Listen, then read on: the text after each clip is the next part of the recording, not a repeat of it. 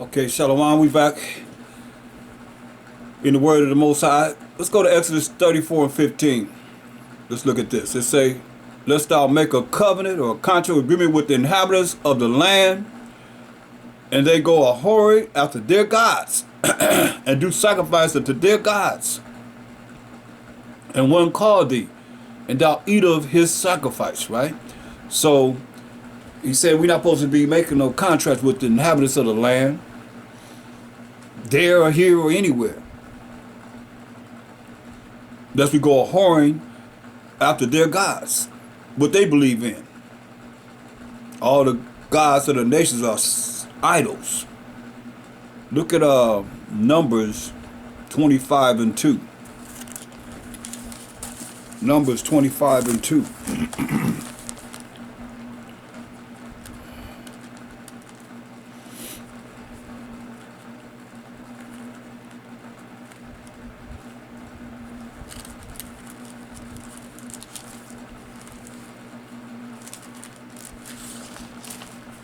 We'll start at verse 1. Numbers 25, 1 and 2. And Israel abode in Shittim, and the people began to commit whoredom with the daughters of Moab. They started to commit whoredom with the daughters of Moab. And they called the people unto the sacrifices of their gods. And the people did eat and bow down to their gods. See, wickedness. And Israel joined himself unto Baal Peor, and the anger of the Most High was kindled against Israel. See? And the Most High said unto Moses, take all the heads of the people, the leaders of the people, and hang them up before the Most High against the sun, that the fierce anger of the Most High may be turned away from Israel. And Moses said unto the judges of Israel, slay ye every one his men that were joined unto Baal Peor. Kill them all. That's the judgment of the Most High.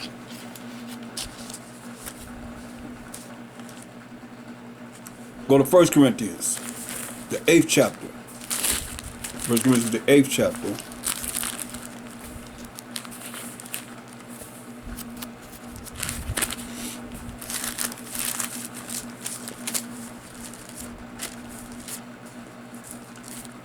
First Corinthians, the 8th chapter, verse 4. As concerning therefore the eating of those things that are offered in sacrifice unto idols, we know that an idol is nothing in the world of Israel, and that there is none other power but one, and that's the Most High Yahweh.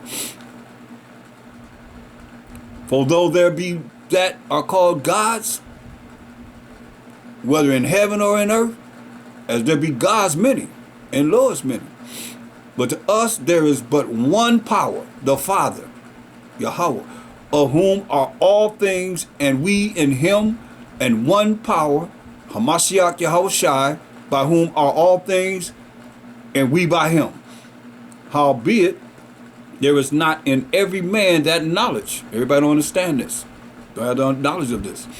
For some with conscience of the idol unto this hour eat it as a thing offered unto an idol, and their conscience being weak is defiled. See, you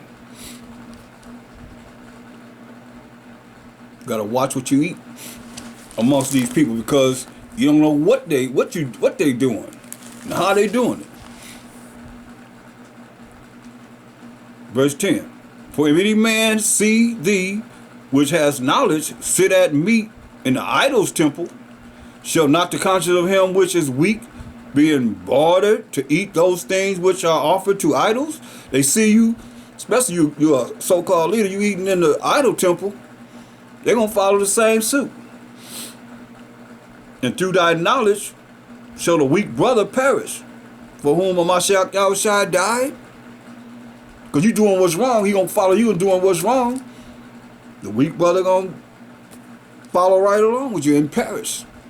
Who Hamashiach Yahushai died for. 12 tribes of Israel.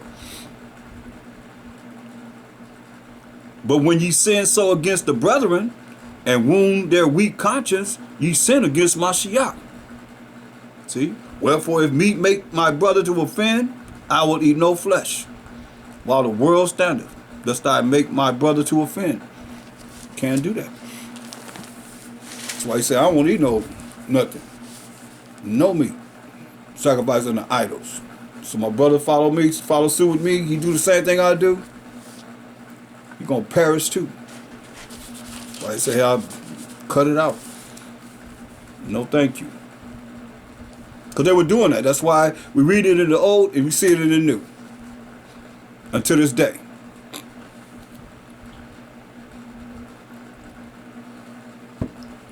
If they're doing it right up in the churches. Finish their little congregation of assembling together in idol houses. And they eat. They're giving all praise to who? Caesar Borgia or some other idol. Like you said, wood or stone. One or the other.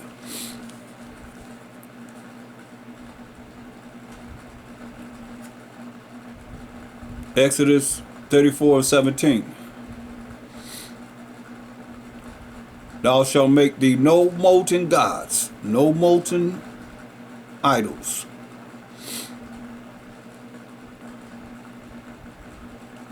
The feast of unleavened bread shalt thou keep 7 days. Thou shalt eat unleavened bread, as I commanded thee, in the time of the month of Abib. That's the first month.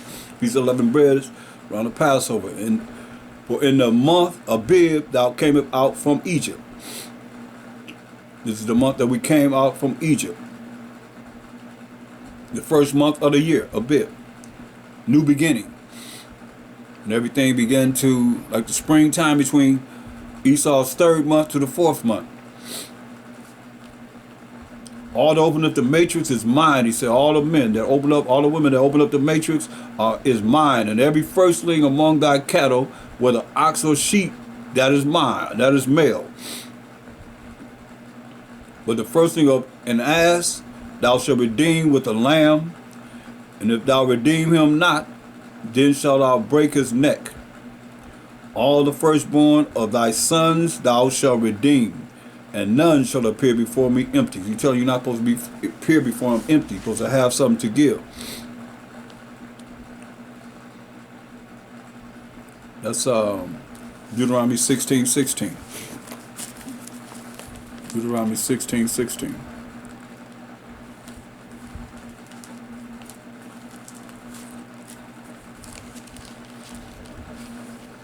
Three times in a year shall all thy males appear before the Most High thy power in the place which he shall choose, in the feast of unleavened bread, which we're reading about,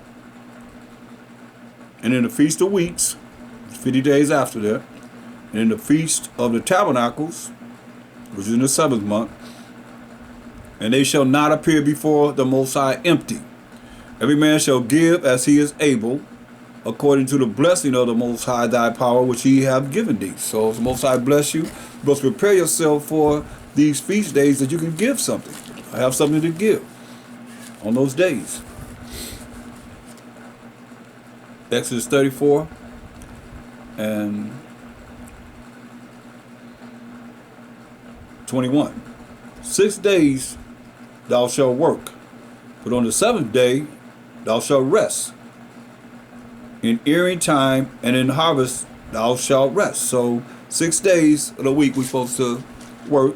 The 7th day, which is the Sabbath of the Most High, from evening to evening, is his Sabbath day, a day of rest. And thou shalt observe the feast of weeks, of the first fruits of wheat harvest, and the feast of ingathering at the year's end. Thrice, which is 3 times in the year, shall all your men's children appear before the Most High power, the power of Israel. For I will cast out the nations before thee, and enlarge thy borders, neither shall any man desire thy land. When thou shalt go up to appear before the Most High thy power, your power, thrice in the year. So 3 times he asks us, all males to appear before him 3 times in a year. You subtract that from 365 days, that's 365 62 days that you should be able to get this together. Thou shalt not offer the blood of my sacrifice with leaven, with yeast. Neither shall the sacrifice of the feast of the Passover be left until the morning. So we're not supposed to have anything left for the sacrifice of the lamb or the goat for Passover. Gotta burn it with fire. The first of the first fruits of thy land thou shalt bring unto the house of the Most High thy power. Thou shalt not seed a kid in his mother's milk. Not supposed to get a baby goat. Gotta let that goat grow. Do they do that now? No. And the Most High said unto Moses, write thou these words, for after the tenor of these words I have made a covenant or contract agreement with thee and with Israel. And he was there with the Most High 40 days and 40 nights. He did neither eat bread nor drink water. So he's fasting 40 days and 40 nights. And he wrote upon the tables the words of the covenant, the 10 commandments. And it came to pass when Moses came down from the Mount Sinai with the 2 tables of testimony in Moses' hand, when he came down from the mount, that Moses wist not that the skin of his face shone while he talked with them. He was illuminated. And when Aaron and all the children of Israel saw Moses before, behold, the skin of his face shone, and they were afraid to come near him, nigh him. They were afraid to come near him. And Moses called unto them, and Aaron and all the rulers of the congregation returned unto him. And Moses talked with them. And afterward all the children of Israel came nigh, they came near. And he gave them in commandment all that the Most High had spoken with him in Mount Sinai. Until Moses had done speaking with them, he put a veil on his face. He put a veil over his face till he finished talking with them. He was illuminated. But when Moses went in before the Most High to speak with him, he took the veil off until he came out. And he came out and spake unto the children of Israel that which he was commanded. And the children of Israel saw the face of Moses, that the skin of Moses' face shone.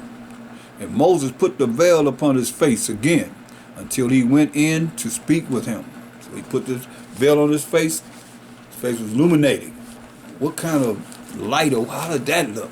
It don't describe how it looked, but can you imagine? Because they was like, whoa.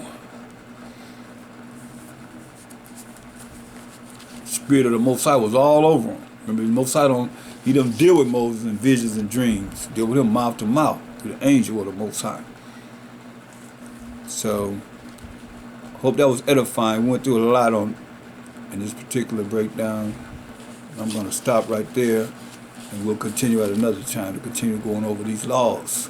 If you'd like further information, you can reach me, Priest Thaahwam, at P.O. Box 20012, Long Beach, California, 90801-3012. You can call me at 562-235-1226. And with that, I'm out. Shalom.